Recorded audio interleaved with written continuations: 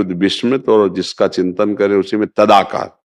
तो ये थोड़ा टहलो उस समय, बैठ करके ना थोड़ा टहल करके उसको कर लीजिए, नाम जप कीजिए, क्योंकि अगर इसको कोई स्थिति मानने से फिर है। समझ पा रहे हैं आप?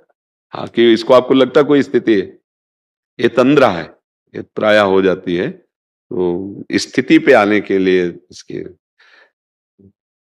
नाम जप का अभ्यास चलते फिरते उठते बैठते ऐसा करना चाहिए।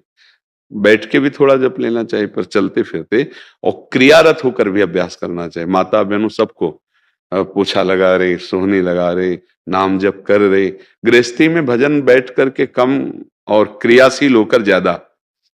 चलते क्या जाता है, राधा राधा राधा राधा, आराम से चल रहा है। हम ऑफिस जा रहे हैं, ऑफिस में बैठे हैं, जब बात कर रहे हैं तो बात कर रहे हैं, खाली है तो नाम जप कर रहे हैं। बहुत समय ऐसा मिलता है जिसको हम लोग फालतू में बर्बाद करते हैं।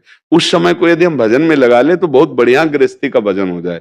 गृहस्थी भी भगवत प्राप्ति में समर्थ है, ऐसा नहीं कि गृहस्थ भगवत प्राप्ति नहीं कर सकता है। हाँ, नाम और बढ़ाइए और थोड़ा टहल करके जप कीजिए। जी, मैं सेना में हूँ, ब्रिगेडियर AK सिंह, और निश्चेतना विभाग में स्पेशलिस्ट हूँ।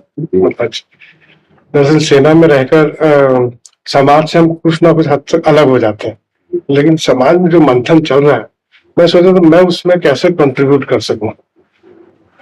मतलब अपना अपने कर्तव्य तो हम कर रहे हैं, अपनी तरफ से जो भी हम कर सकते हैं।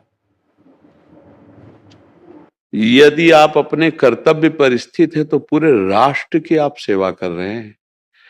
और ये जो समाज परिवर्तन, उनके भाव का परिवर्तन होगा, वो स्वयं के तप और पवित्र आराधना से होता है।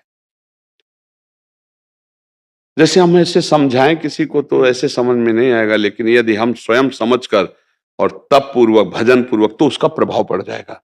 समाज का परिवर्तन इस समय बहुत आवश्यक है, क्योंकि वायुमंडल में व्यभिचार और नाना प्रकार की कुप्रवृत्तियां फैल चुकी हैं कलयुग के कारण। अब उसके लिए यदि भजन और तप नहीं होगा तो वाणी से केवल परिवर्तन नहीं हो सकता। हम किसी को धन और सुविधा देकर सुखी नहीं कर सकते। उसके अगर उसका माइंड परिवर्तन नहीं हुआ तो वासनात्मक भूत उसके द्वारा जो क्रियाएं करवाएगा वो अशांत रहेगा, वो नाना प्रकार के पापाचरण करके वो बहुत क्लेशित रहेगा। अगर हमें समाज को सुधारना है तो बाहरी व्यवस्था में तो आप लगे ही हैं कि किसी भी तरह का आतंक हमारे देश को कष्ट ना दे पावे, ये तो। लेकिन अब जो देश की व्यवस्था की बात है सुधरने की, जब तक हमारे समाज का जो बुद्धि